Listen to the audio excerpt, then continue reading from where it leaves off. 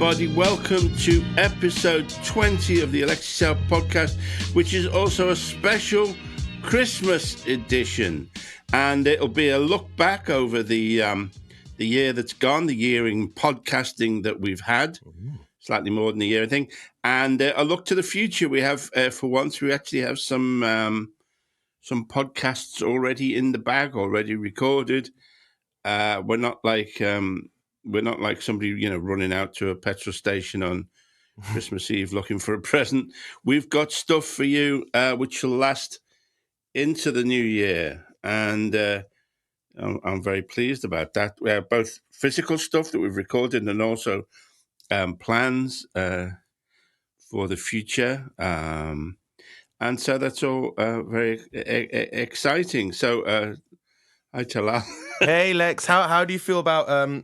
Do you want to keep this like spoiler free, or are you happy to tell people what we got? Oh no, I think we should. We should tell people. But also, we're trying to vaguely redress a historical wrong in that we made. I think during the year we made various empty promises that anybody who submitted a request to be my friend would get something special for Christmas. And that really hasn't happened. That doesn't have to be empty. It's not Christmas yet. We can do that. Yeah, we can figure that out today. Well, exactly. Yeah, we're gonna try and cobble something together today. Because I always. So if I remember correctly, your idea I think in March you said this. Okay. You were like, keep sending your friendship applications, and then what we'll do is send a special Christmas message to you, like a digital Christmas card. And it will be vague enough that it could include all of you. Was that it? Right. Yeah, like it would be vague enough that any of you could feel like it was personally just for you. So maybe we'll go through some emails and friendship applications today, and then at the end of the poddy, this is my thought. We might like, you can have a go at doing a Alexei Sales Christmas message kind of thing. Like we leave a gap where we go, "Hey, happy Christmas." And then you could read your name in. Just the person at home should shout their own name out. Yeah. Shout their own name out. That's a really good idea. Mary or Colin. Yeah. Mahmoud. And Mahmoud is talking to me. Mahmoud, that's me. Exactly. You're my best friend. Mahmoud. Yeah, me. Actually, I mean, they haven't held up their end of the What do you mean? End of the bargain either, because I'm always in desperate need of friends because I have cable companies have what they call churn, where people kind of sign on and then sign off again. So I have a tremendous churn in friends. So I'm always needing new ones, really. And what do you mean? I get inundated. I want to quick. Okay, let me say. I want to say thank you. Maybe it's me then. Over the year, thank you to everyone who's messaged us on the Facebook, on Instagram, in the emails, and on the Patreon. Like I promise you, I read every single email. I do. Where have they been though? Where have they been when I needed them? When the chip shop was out of curry. I needed somebody to phone. We need like a home delivery service just for Alexei, made up of an army of Alexei fans who will send urgently needed items to your front door. Yeah, or just somebody to talk to. I remember years ago. The purpose of doing publicity is to, make yourself look good, really. But I was always much more. I've always given the weirdest interviews to journalists, and I was doing I can't remember what I was. Linda always used to have a word with me before I went out to meet any journalist, and you're not trying to upset them, you're trying to impress them all. So I remember doing an interview with a woman, I think from the Scotsman, and I said to her, I don't know what I was talking about. I said, I'm a really good friend, at least at first, and then the weeping midnight phone calls start. And I've never seen anybody look more uncomfortable. I mean, I was joking, but she looked really, really worried. And I don't know whether, when the interview came out in the Scotsman, I think it was depressing. It was very equivocal. Yeah, I was joking, I was being funny. But she wasn't on my You know, Yeah. she wasn't on my wavelength at all, and I couldn't get it back. You know, having said that, really, and then very quick, you know, so you're saying I'm a very good friend at first, but then the weeping midnight phone call starts. If the person doesn't get it, if you then try and row back on it and say, no, I'm really joking. Well, of course, they don't believe that. They believe that the first thing you said was the truth. And it was a tremendously uncomfortable interview after that, really. And you don't come across article. as like the desperate kind. No, I was trying to be funny, really. Well, you do give good interviews. I got a really nice email from Michael, who came across an LWT documentary from 1987 about comic books entitled South of Watford. Oh, yeah. And it included an interview with you about Jeffrey the Tube Train and Jeffrey the Tube Train and the Fat Comedian. And you even do a little book reading. Yeah, a graphic novel I did, yeah. And you come across really well in that one, but you're really, but your t-shirt sleeves are really short, and there's like Robin Williams levels of hairy arms. Oh man, I had a phase. Yeah, I had a phase of that kind of chopped off t-shirt look. Very 87. It wasn't good though, especially when you've got very, very hairy arm tops. That's not a good look. It stops really. Just before the elbow, like almost completely. Yeah. But you came very genial, very amicable and fun, and you really sold that book. Yeah. Well, partly that was because the interview was John Lloyd, the TV producer, the guy who did, you know, Not 9 O'Clock News, Blackadder, and is also always a great supporter of mine. So, I felt comfortable. With him. And the guy who devised QI and what's that other thing I hate? Have I got news for you? Oh yeah. You said what's that other thing I hate, and then my list. There's a list the length of my where arm would you start, really? Head. And I saw John Lloyd fairly recently. He said, "Oh, my favorite comedian." Oh, and I said to him, "Well, why do you never have me on any of your fucking programs?"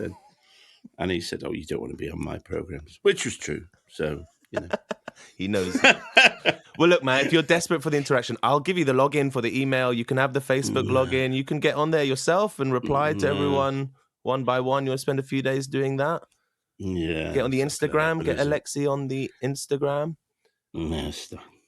Okay. I just like to moan with no consequences, really. I just like to bleat, but we'll do this. We'll certainly do this generic. You cut me off. I do want to finish a point I made about how I'm very great. No, it's absolutely fine. It's your show. If you don't mind, may I please finish the point I was making, Sir Alexei? Thank you. I just want to say thank you, everyone who messages in. I do read everything. It's just impossible for me to answer. So if I don't answer you straight away, don't get mad. Honestly, I'll sometimes get follow-up emails saying, "Did you read my last email?" And I'm like, "I did." But I can't respond to every one of you. We do read them. The really nice ones I pass on to Lex, and we're so grateful for all the love and all the messages we're getting. Merry Christmas to you all. Thank you very much. I think that's the end of my point. I just wanted to make that clear. I don't want people to think I'm ignoring and I am them, actually. Yeah. I am, yes. It's getting a bit like the interview with the journalist and Scotsman, from the Scotsman now. But I also appreciate everybody who it's a community, this, isn't it? And it's a community with a slightly disturbing grandpa at its head, I think, which is me. But nevertheless it's a family of sorts, really, and I'm very grateful for everybody who it's part of the family, really. Yeah, totes. But totes. I just said totes. I'm so sorry. Yeah. This is what you're getting when you're signing up to the Alexei podcast, just because you're a fan of Alexei and his stylings and his comic ways. Yeah, this is true. Yeah, all right. Enough sincerity for now. So what should we go on to the great things we've got coming up in... Should we do that? Or do you want to start with reflections on our year? Okay, yeah. I suppose reflections would go better than... and then the great new stuff, wouldn't it, really? Yeah. So let's do reflections on our year first of all. Let's work chronologically. Yeah. So how do you feel it's gone, Alexei? Good, I think. I'm pleased. I think it's helped me, evolve a style in a way that I think when I started out, I saw it as being a kind of platform for working up new material. And I think, and so, the first ones were kind of quite tightly scripted, and I really don't think that is the purpose of it. Really, I think less and less that, obviously, like this, there's no preparation going into it whatsoever. But I think that's better. Really, I think that's the. I think that's what it's for. Do you think maybe that's because you're new to the medium, or this was something I thrust upon you, and you graciously accepted the idea? Maybe those first few episodes was you just kind of self-preservation. It's like, okay, I'm doing something new. I'm going to make sure it's exactly how I want it, and it's scripted. And then maybe as it went on, you realized more and more what the format demands, or you put more trust in your producer, or all that. Yeah. Well, I think, if it is, in a sense, there is occasionally, if anybody's, interested in comedy, there is also kind of buried clues for how I think you should, evolve as a performer, really. And, that you shouldn't, one of the things is to be flexible, and it's also that you could make a kind of martial arts parallel as well, that you kind of bend with the wind, that, you adapt rather than having set ideas, you adapt to the medium, really. And I think that's what I've tried to do. Be water. You've become water. Yes, and this exactly. Podcast is the jug. That's why, that's the most. If you wanted to be a kind of fake Sifu, that would be one of the things. First of all, you'd say, I think the first thing you'd say was, martial arts, the first thing you need to do is run, and you'd advise all your clients to run away from a fight, because that would have two purposes. One, it would get them out of trouble, and also it seemed profound, and also, of course, it would, if you're teaching them, if your teaching isn't very effective in a self-defense, you wouldn't know because they'll run away. But be water is the other Sifu thing you could say, isn't it? Really? Okay. And what about? So in a general sense, it's been a voyage for me of discovery.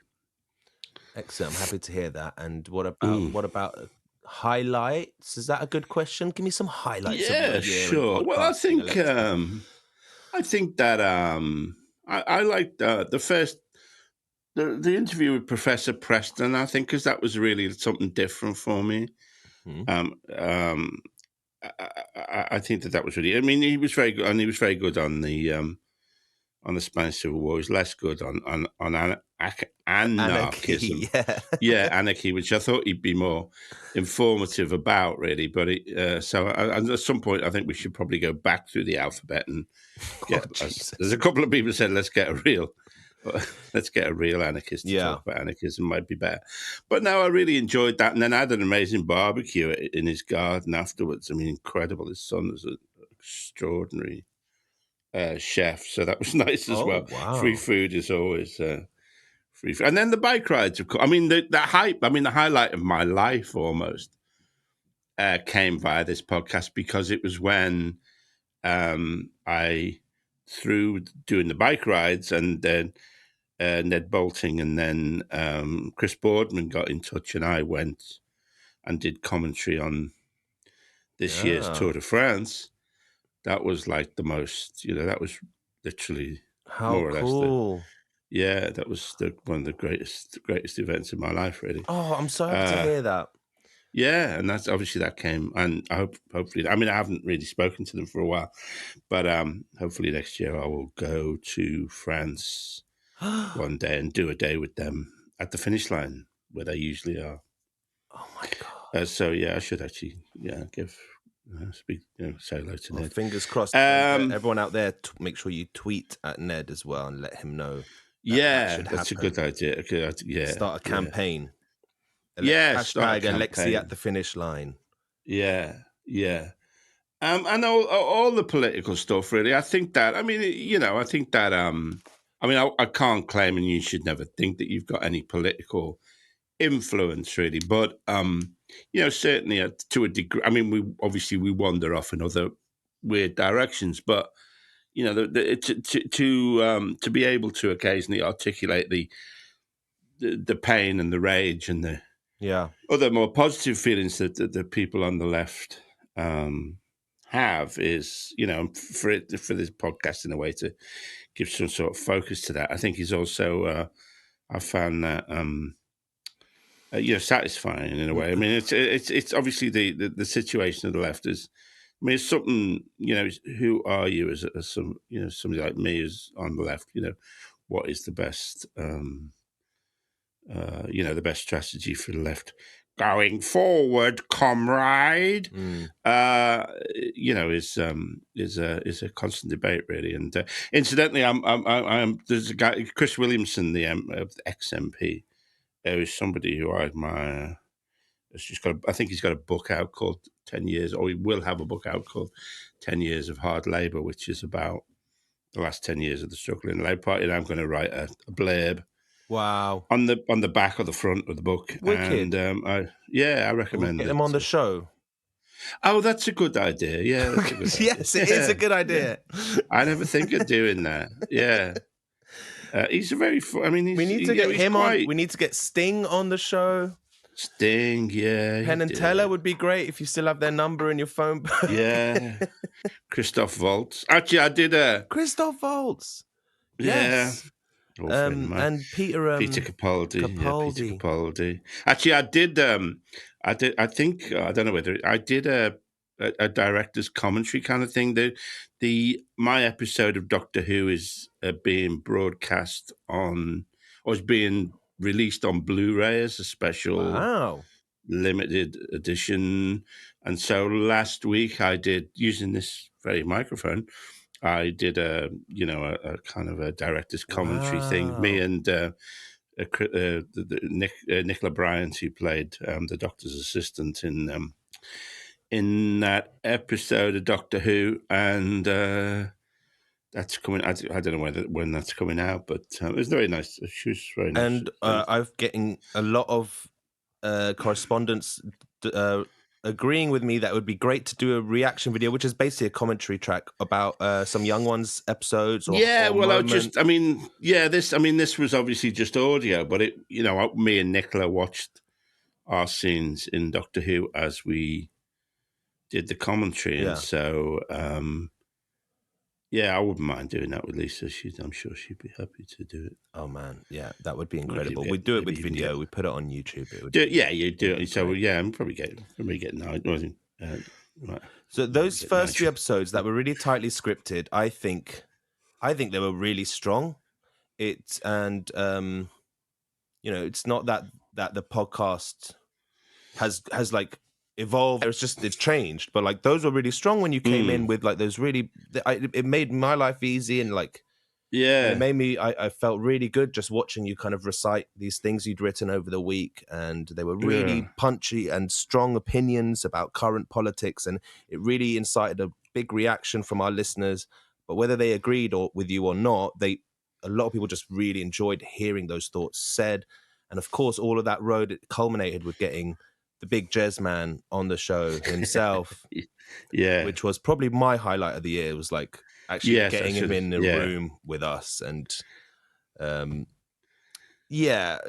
fawning a little bit, but also, I don't know. Hopefully, we get him back sometime and then get a bit tougher with him. But I was just so ecstatic being in a room with him after years of all the journey we've been on with this guy. Yeah.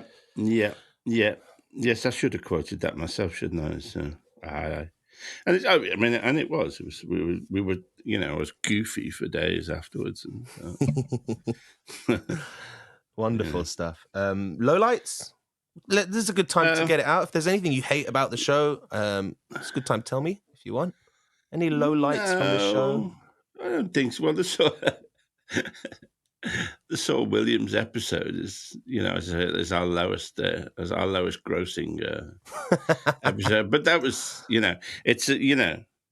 it's probably a thing, just having somebody on because they look gorgeous on a podcast is pretty stupid, isn't it? Really, I think it's really, really interesting what he said, but I think we perhaps wandered too far away from our demographic. It wasn't our wheelhouse, but No. I think it was it was part of the Alexei canon, the cinematic universe, because we told a story about him and then we got him on the show. I was like, well, just for that alone, it's worth it. Yeah. And you try to, it's not. I mean, it's not. I mean, the nice thing about this is it's not high risk. Yes, exactly. It's a place where you can experiment and do. You go from tightly scripted to just go and just talk to interviews, and I mean that's the point of it, isn't it? That's I realise. I mean, I can't at the moment. I mean, I'm working on a radio series which. If it works, will be absolutely fantastic, really. But I can't. That requires masses of work in a way. Good luck. Yeah. No, it'll be. If it works, it will be really something very different. But this is. But that's tremendous. I mean, we did the pilot over 2 days a couple of weeks ago, and then when I got back from doing the pilot, I had to go to bed for like 12 hours because I was so drained.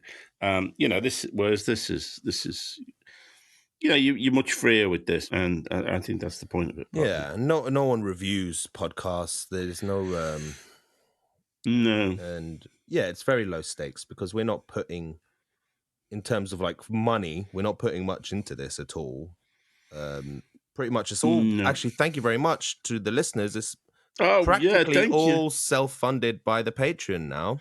Oh, that's. I mean, I'm both. I mean, I liked that stage. When I would constantly moan about how much it was costing me. Yeah. I mean, I'm sorry to lose that comedy thread, really. I mean, I remember I do love that whatever comment that was that I read on about it's not Lexi, stop going on about how much it's costing you. It's not classy. I think, well, fuck you. You pay for it. I'm paying for it. But now I'm not, so I can stop. Well, it might run out again. It's always on the brink, isn't it? It's like Lisa Mayer found out that she was paying her membership for a club called Zanzibar 5 years after it had burned down. And so I think that if people keep... Oh my God. Isn't it like Patreon, the same thing that people may find in like their relatives in 200 years? Still paying. On Moon Colony 5 are still paying for the Alexei podcast. That's my hope.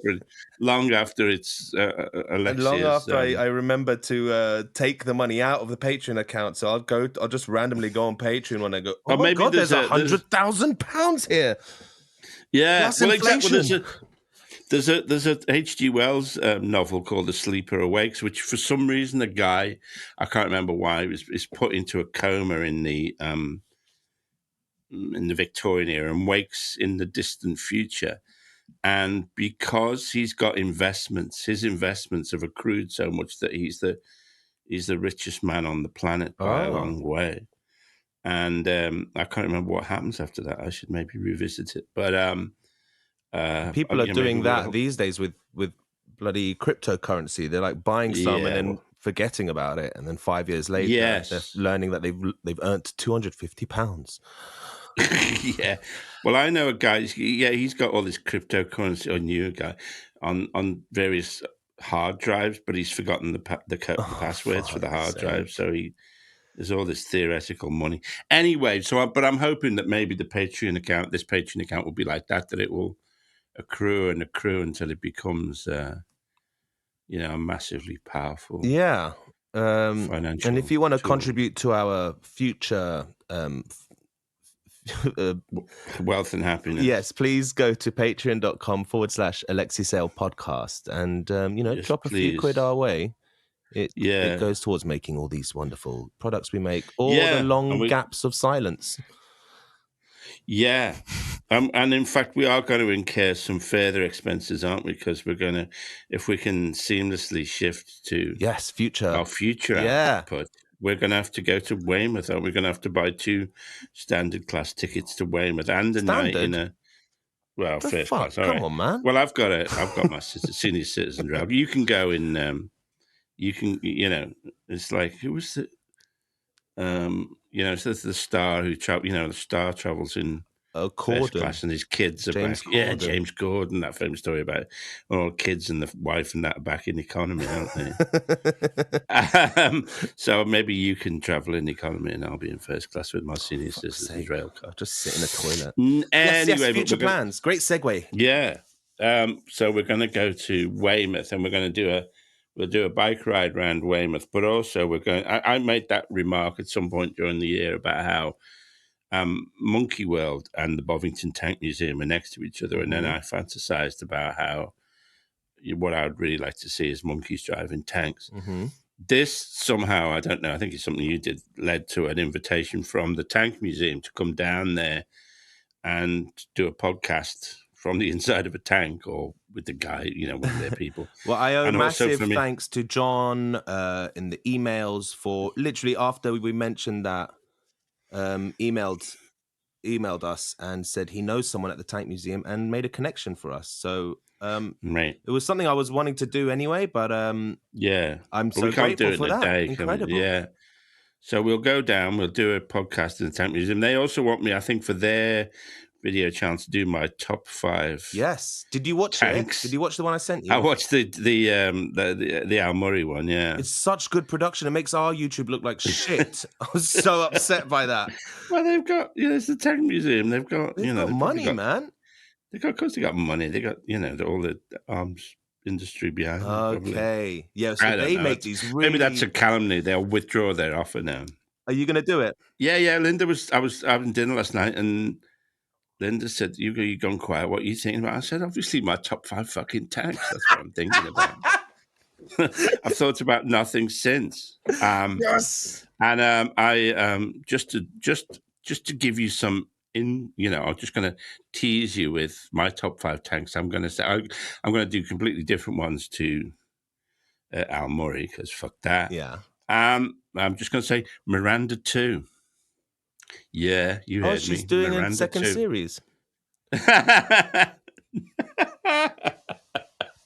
No, Miranda 2 was a British tank of the Second World War. Yes, I guessed. I know, it was a good joke, that, wasn't it? I'm sorry, I stood on your gag there. It was a good gag. Okay, I'm so looking forward to this because they film it so beautifully. They've got wonderful cameras and editors. Yeah, but what's in it for us? Team.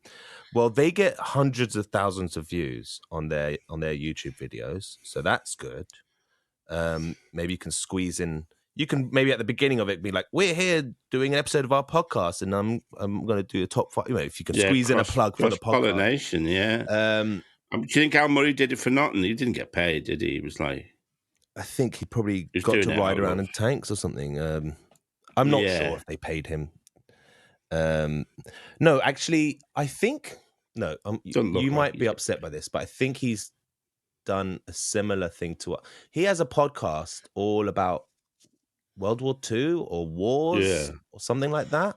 Yeah, some sort of military thing. Yeah. So maybe he's done a similar thing as to what we're gonna do. Yeah. Cross-fertilization. But don't let that put you off, because there's nothing more than to climb inside a tank with you and record a 10-minute segment of the podcast from inside a tank. That like the acoustics in there are going to be great. I'm they need to know that I'm going to talk about the ambiguous nature, in case anybody's worried. And Linda was worried a bit last night. I have to talk about the ambiguous nature of tanks and all military, equipment. That they are also instruments of class oppression. Yes. And I will raise that in my bit. I don't know how the Tank Museum will feel about this, but you can't. My fascination with militaria is not also includes the understanding that they are, in a sense, profoundly evil things. It is weird. It is kind of a conflicting aspect of your personality, and. Yeah, remember when we did the Hollow Point episode that people were like grossed out by you talking about bullets, but like just know Alexei's not pro-murder. Yeah, and these tanks are in a museum. That's kind of apt as well. They're not fucking We're not going to an active battleground. No. Look at this great fucking thing! It just blew up a village. I'm looking forward to that, and hopefully we'll combo it and do like. So the dream is we do most of the podcast in the Tank Museum, just kind of walking around, maybe with a tour guide, talking about tanks, and then we get inside of a tank for a bit, and then the end of the podcast, suddenly we're in Monkey World, and there are like monkeys in the background, and we're doing like the final segment of the show or something. That's perfectly possible. Yeah. We're going to do a coastal bike ride down there as well. Yep. Although the GoPro's been giving me fucking such a headache recently. It's been playing up. So yes, well, we'd say we've got some. One of the things we got in our can is a bike ride of Letchworth Garden City, isn't it? With a guide, which we tried for the first time. Yeah, not entirely successfully, and we also lost half an hour of footage. There's some audio issues and I think we've got enough to salvage like at least one. Probably. Yeah, I'm going to stitch together like a Frankenstein bike ride. Yeah, so we got that. Also, and just to go flip the other way from the talking about the Tank Museum, we've got an issue which we've already recorded. Well, we've recorded the interview, but also I want to record a preamble, which is about podcast episode. You mean podcast episode, which is partly about how I have been spied on by the forces of the state throughout my life, more or less. But also we've got an interview with Helen Steele, who was one of the women who's involved in the inquiry into. She was McLibel. She's also involved in the inquiry that where police officers, special branch officers, were embedded in left-wing organizations, started relationships with women in those organizations, and I think it's a and even got married and impregnated women. Yeah, and it's about it's not just about, it's obviously individual stories, but it's also about the degree to which the state sabotages progressive left-wing movements for its own evil purposes, really. And I have personally, it starts with a letter to me from a solicitor who's discovered my own special branch file. So yeah, and there's a Keir Starmer element to the story as well. Yeah, it's one of our cheerier episodes, I would say. Yeah, dark shit. So that's and that might just be part one of the Spy Cops saga. Podcast. Yeah, we could follow that up. I think there's also. What do you think about how like the Young Ones was I think a great hit with our listeners. The Young Ones episode. So I think a good thing to think about in the new year is also, because it's kind of easy for you to do as well, like retrospectives on elements of your career. We did the fantastic Rennick and Marshall episode. That was episode 2, wasn't it? It feels like 1,000 years ago. Yes, how long was that? Roughly 1,000 years. This year. It was about 1,000 years ago. Yeah, feels like it. No, I think it was this time last year. Is that what you just said? Yeah. I don't know. I've got no idea when it was. It was. We were deep into lockdown. Who the fuck knows, man? Time all just blurs together. Days, mate. True. Yeah. But that was really nice. So yeah, some stuff like that. I don't know.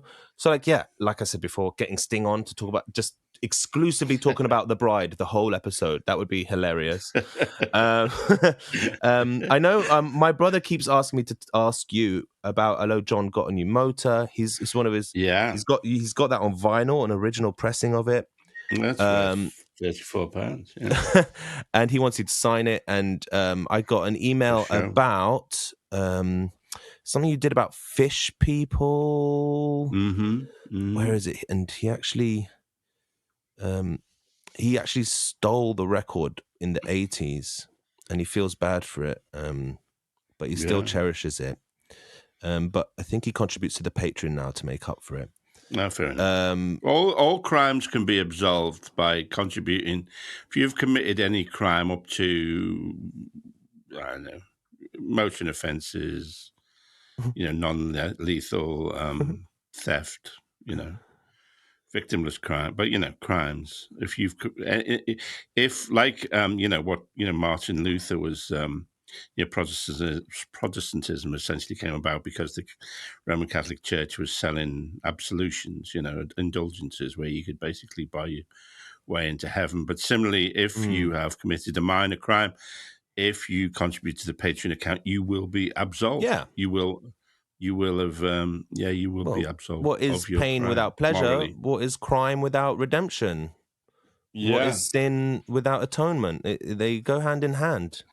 Yeah. The important thing is that you do atone and fucking contribute to the Patreon. Right, So that was Emmett who yeah. emailed in about his life of crime. So that's from the Island Records days. I'll tell you who you could maybe reach out to. Sorry, I'm interrupting you, but also when I had my failed, disastrous attempt to be in a sitcom in the United States, my co-star in the second episode was Bobcat Goldthwait. Shut comedian. up! Are you still friends with Bobcat? No, I haven't seen him for a while. But if you could maybe reach out to Bobcat then, because I was just watching, somebody sent me a film of his called, I can't remember, Road Trip or something, with him and another comedian. I just thought it's so lovely that it would be fantastic. He is an incredible filmmaker. I'm a massive fan of Bobcat Goldthwait. Okay. And he made one of my favorite films with Robin Williams, which is called No, because you're very close to Robin. That's how. Yeah. We spent time together, me and Robin and Bobcat. And I think it's called World's Greatest Dad. And have you ever seen World's Greatest Dad? No, I've read about it and never got around to seeing it. It sounds fantastic. Incredible, Alexei. Bobcat's incredible. Bobcat Goldthwait. Okay, I will do my thing. Can you reach out to him? He gave me an amazing present. There's an outsider artist called Roy Finster. He did like a Talking Heads cover, and I remember Bobcat bought me I think because it was my 40th birthday when I was making Golden Palace. And in fact, they fired me actually on my 40th birthday. Oh, damn. And but Bobcat Goldthwait gave me this Roy Finster kind of painting. Wow. You still have it? Yeah. Somewhere. And was that the last time you spoke to him? Well, the last time I think he's probably changed since that. At the time, he was married to a woman who was a teamster. She was a truck driver on movie sets. And then a few years later, I got a phone call from this woman, said, this is probably like in the night, says, how's Alexei Sale? Yeah. And he said, oh, hi, I'm, I can't remember his wife's name, but say Amelia. I'm Amelia Goldthwait's address book updater. And so she was a professional address book updater. This was in the days before digital Hollywood. Media. That is so Hollywood. And she said, I'm just confirming that you are at the same address, blah, blah, blah, postcode, phone number, yada, blah, blah, blah, blah, blah. And so I'm updating Amelia Goldthwait's address book. And I'm just confirming you're at the same address. Holy shit. Yeah. Okay. So that was the last time I had contact with any member of the Goldthwait clan. I assume he's not. He mentions a girlfriend in the movie, and I assume it's not the same one. Maybe so that's a documentary, the road trip one you mentioned. It's a kind of mixture of documentary and stand-up, really. It's about him and another guy called Dana Gould, American comedian. Yeah. I don't really know very well Dana Gould. And they're kind of it's them doing kind of performances together in small clubs, but it's also there's a lot of footage of them just driving and talking, and it's really fascinating. I mean, I didn't get to know. If you're Bobcat not familiar that well. at home who he is, basically he was the guy on Police Academy. He made his name and fortune in Police Academy films.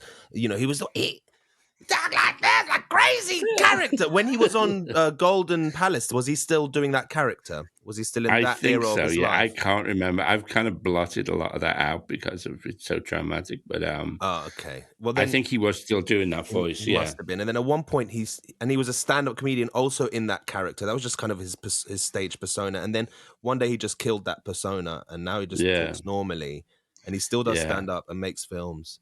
And he's a real fucking legend. All right, we'll talk about Bobcat. Well, if you can reach out to, I think that'd be amazing. If you send me any contact details you might have. I don't have any. Okay. I don't have his address. Facebook update his address. I didn't perform the reverse service, but I'm sure we can reach out to him. And Island Records days, like Hello John, Didn't You Kill My Brother, Fish People. Be cool to do a kind of retrospective on those days. People want to know how Hello John Got a New Motor came about. Yeah. All that stuff. And all that stuff. I do have, there is still my current work. Let's not just focus on the past. Well, of course. There's my design for a bike light. I don't know. The apocalyptic shotgun bike design. Yeah, exactly. I'm still relevant. Patent pending. No, of course, but it's a funny, and there's a bit in this Bobcat thing where they're talking about the internet, and people. He thinks people. When they say unfollow, and he thinks he's going to be upset. He says, "Look, I used to play arenas. They're in this tiny little club. I'm not going to be upset. I've been unfollowed by hundreds of thousands of people, literally." In the real world, brilliant. It's very funny film. It's very funny. What's that called? We didn't actually say. I think it's called Joyride. Is it? Yes, it's called Joyride. I think that's a funny thing that you say that, because your current work includes this podcast, and some segments of this podcast include talking about your historic work. I know. So that's a funny little kind of prism of what is current, what's not current. Where are we? What year is this? Who's the president? Kind of situation. Anything that we've left out on what we're planning in the future? Well, I think I can talk about. Did I talk about the Mandy series that I'm in? Because there's a very Mandy Christmas actually on tonight. It will be. Oh wow! With Diane Morgan. Yeah, she's excellent. Oh, we'd have to get her on the show. Fantastic. We need to get her on the show. Oh yeah, that's a good idea. Yeah, a current legend. She's fantastic. I love her. Yeah. So see, I'm still relevant. So of course you are. No one says you're not. That voice in the back of my head that tells me to burn down orphanages. He says I'm not relevant. Tell him to fuck off. Yes. So you're in the Christmas episode of Mandy as well?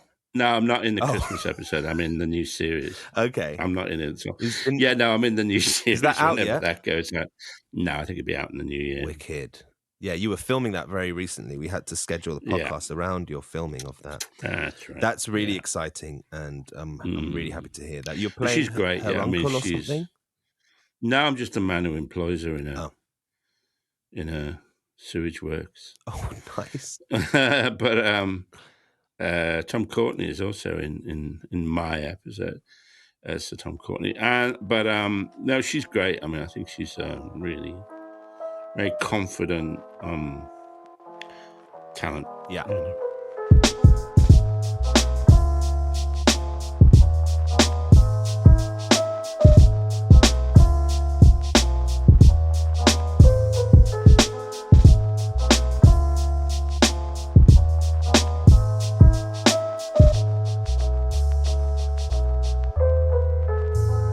Merry Christmas, Alexei.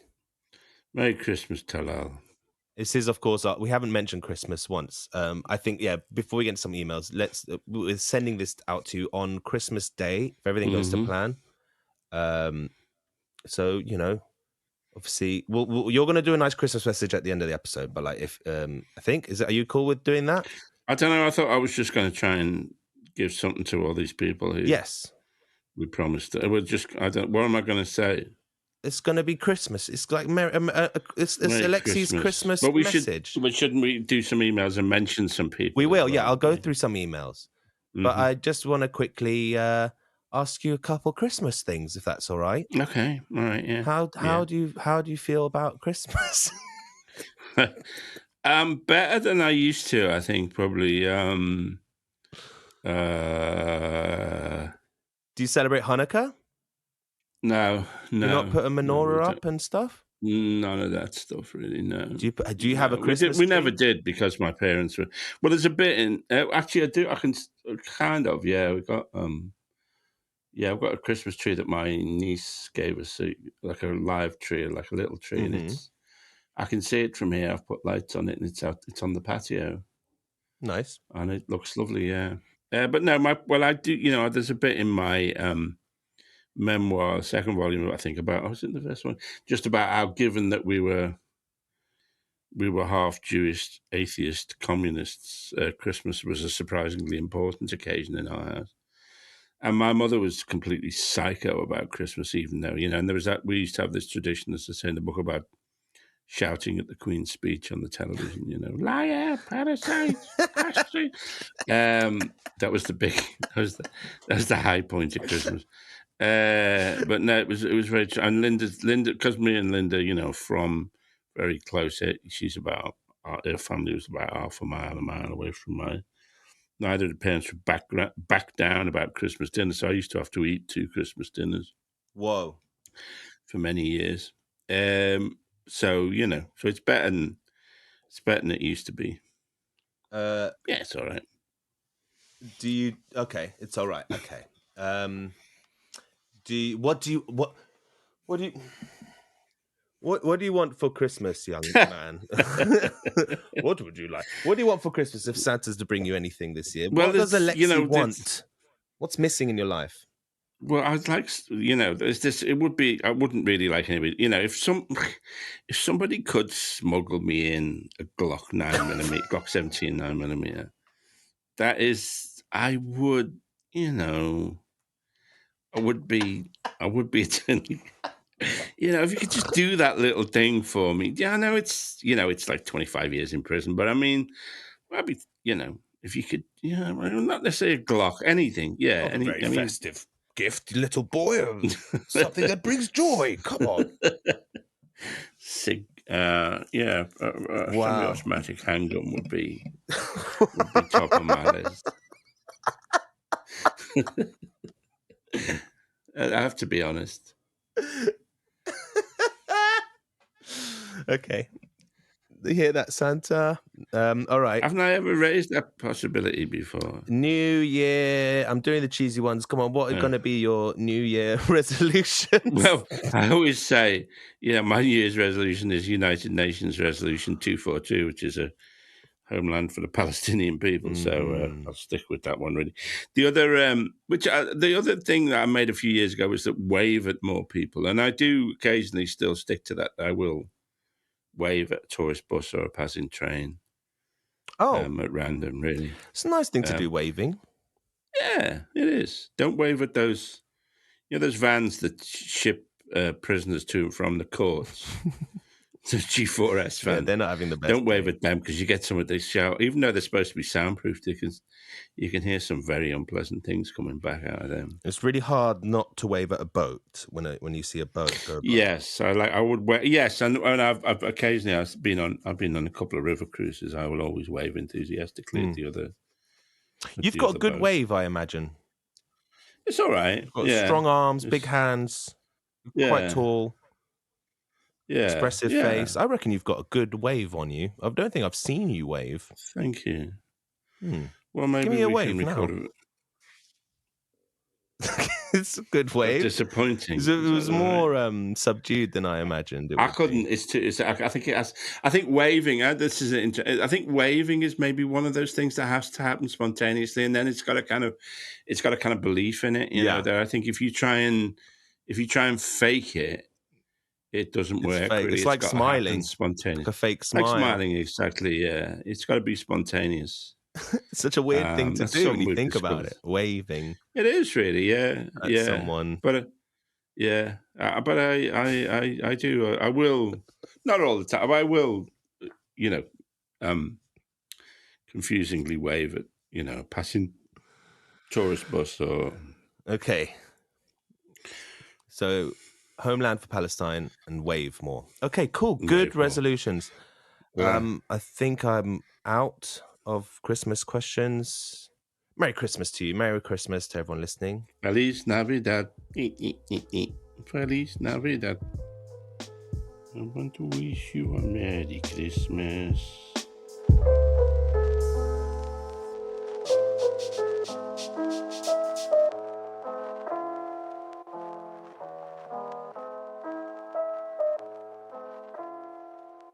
And one more. Something I want to before we go into letters about this year in podcasting. I'm very grateful for Anthony Overton, who's jumped onto the team and now engineers all of our episodes. So you might notice the first chunk of Alexei podcast episodes, the sound quality isn't quite up to scratch, and now I think we have a professional sound. That's all thanks to Anthony Overton. So big up, Anthony. And he's got COVID at the moment. So lo siento. I'm sorry to hear that. But it means he's stuck at home and he has lots of time to edit, to make this show nice and swings and roundabouts beefy before Christmas. But I hope you get well soon. I hope you recover. He said he's not really got any symptoms. He's just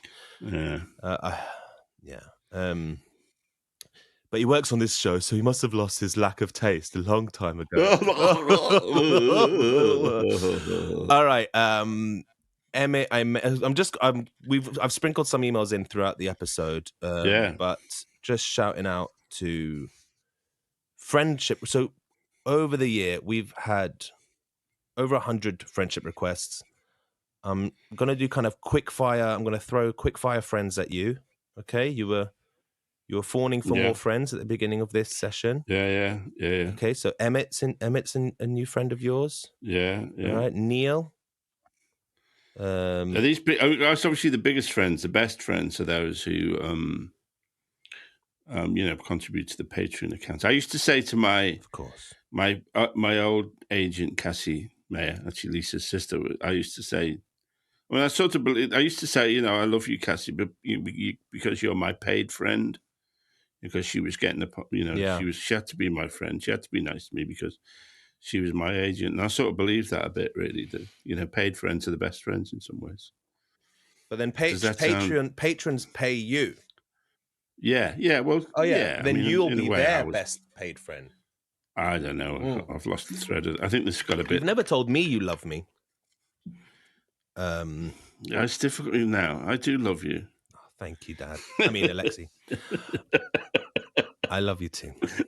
And thank you for taking me on this ride with you, honestly. Thank you so much. Thank you for enabling me. I got you on the Tour de France, baby. Exactly, yeah. And you got me. I'm in a room with Jeremy Corbyn. Oh, mate, yes. Here's to many more, right? Cheers. Yeah. Many more years of cheers. Yeah. All right, Neil. I mentioned Neil. I don't like saying people's surnames on the show. Fellow socialist. Oh, I like this guy, Patrick. He said he's a fellow member of the arts because he drives a van and delivers artworks for galleries in London. Right. And he's a fellow socialist because he overcharges the capitalist bastard galleries and gives to his local shops. So thank you, Patrick.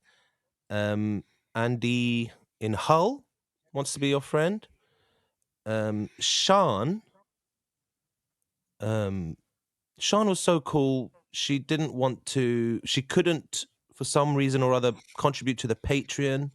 So she just sent me cash directly. That was amazing. And then I whacked it in the Patreon. So thank you, Sean. Thank you, Sean. You're a legend. Mark wants to be your friend, and he stepped in some dog poo this morning. And his best friend was his dog, but he walked through some of his poo this morning. So he's lost his best friend, and so he wants you now. Keefe loves the bike rides. I'm looking for ones with pets because we get some nice ones with pets. I'm just saying names now. This isn't great. It was nice. One was nice because I talked about Wilf on Sandwich Bar, but also it was nice that somebody noticed when Jeremy was here, wasn't he? He was squawking a lot. Yeah, that was so. And somebody said it's nice that Wilf's still around, which he is. He's still around. That's my cat. Going strong. I like it when animals get involved. You nearly got eaten by a dog with Lisa. Yes, but I like that. At least the Lisa podcast ends with Iris trying to bite my face. Speaking of Wilf, Emma and her cat Dolly Purton wants to be you and Wilf's friend. Okay. So thank you, Pete. And there's one more. Oh, here we go. This is an email from a cat. My name's Freddie Marcel. I'm a tuxedo rescue cat. I'm about 13 years old and 6 months ago had to get my front leg amputated after sarcoma. I've had a hell of a year, and being your friend would really cheer me up. You will be you can be my friend. I like a tuxedo cat. They're lovely. Yeah. We had Dexter Fancy. was our first. Your first cat? Linda's first love. Well, not exactly our first cat, but certainly the creature more than me that Linda loved the most was a tomcat called Dexter. Oh. Who I always mean to write about, and who, if I ever get round to doing the third volume of memoir, will feature prominently. So that was your cat in like the 80s, 90s? Yeah. So that's the cat when we first, my family would have known when we were little. Yeah, 88. So 88, when we moved to Dowsey Street, so 88 was when we got Dexter. Via Lisa, in fact, as well. Oh my God. It's all so in the family. Yeah. And Stuart makes a special mention of the music on the show by Tarboosh Records, basically by my brother. So thank you, Ahmed, my big brother, and Merry Christmas to you. And thank you for all the great music he's given us. And I'm trying to squeeze him for some new songs for the new year. So hopefully we'll get some new tunes in our repertoire. Okay, I could just keep going saying names, but you get the picture. Charlie Miller, thank you. David Campbell. You have so many friends, Alexei. I'd never want you to feel lonely again. They're from New Zealand. They're from Australia. They're from America. We've get like proper, like people in the sticks in America, like in buttfuck nowhere, riding their pickup truck through the desert, listening to this show. Isn't that weird? That is weird. It's remarkable. They love when you talk about guns. Well, why? I mean, because they don't think enough of that. Well, there's that guy who emails sometimes, isn't it? Actually, there was a guy I think he emails sometimes, and he sent some photos of it. He was the one who said, because we had a debate about this. You can tune out people that this repels, but he was in 40 cal versus 9mm, wasn't he? He contributed to that. Then he sent some footage of him shooting an SKS, and tell him, I say I've never seen an SKS with a long magazine like that before. Oh, that's entirely for the gun nuts out there. Oh. Chilean. There's a Chilean in Australia called Tristan who wants to say hi to Senor Pato. He sends his regards to Senor Pato. Senor Duck. And actually interesting, we did an important day because in Chile itself, a left-winger has just become president, and we will see how that goes, really, how the United States sets about destroying that democracy. But at the moment, at least, adelante los radicales en Chile, felicidades. Feliz Navidad. And finally, there's a half-Jewish communist from Birmingham called William, whose mum knew your mum. They used to come around your house. Jackie Atkin, rest in peace. Sounds familiar. Yeah. I'll be surprised. I'd never want you to be lonely again, Alexei. You have at least 113 friends, according to my records here, and I'm sure you have more.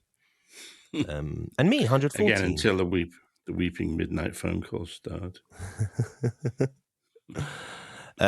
So yes, I don't know how to make that segment exciting apart from just reading the names out.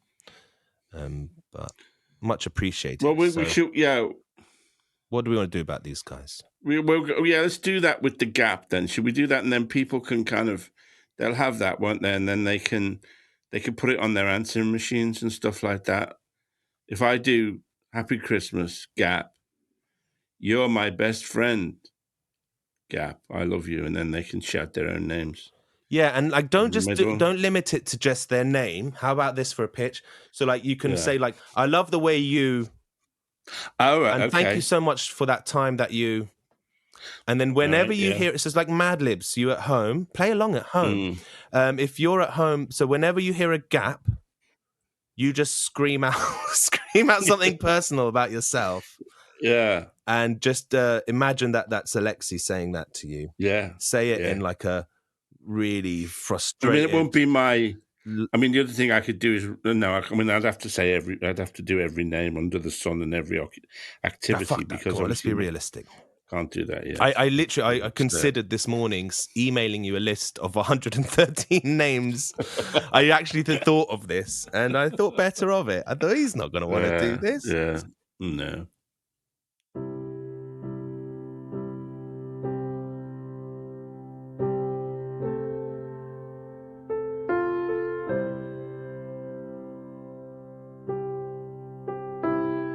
Hi there, this is Alexei Sale.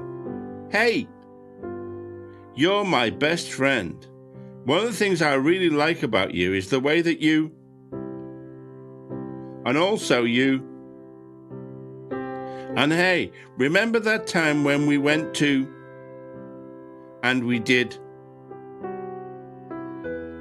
So Merry Christmas, mate, and see you in 2022 at that place where we go to do that thing.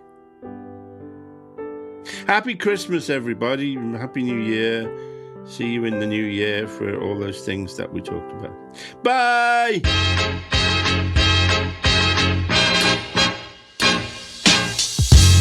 You've been listening to the Alexei Sale podcast. Produced and edited by Talal Karkuti. Music by Tarboosh Records. The show is engineered by Anthony Overton. And thanks to Audio Boom for hosting us. Merry Christmas, happy holidays, have a new year.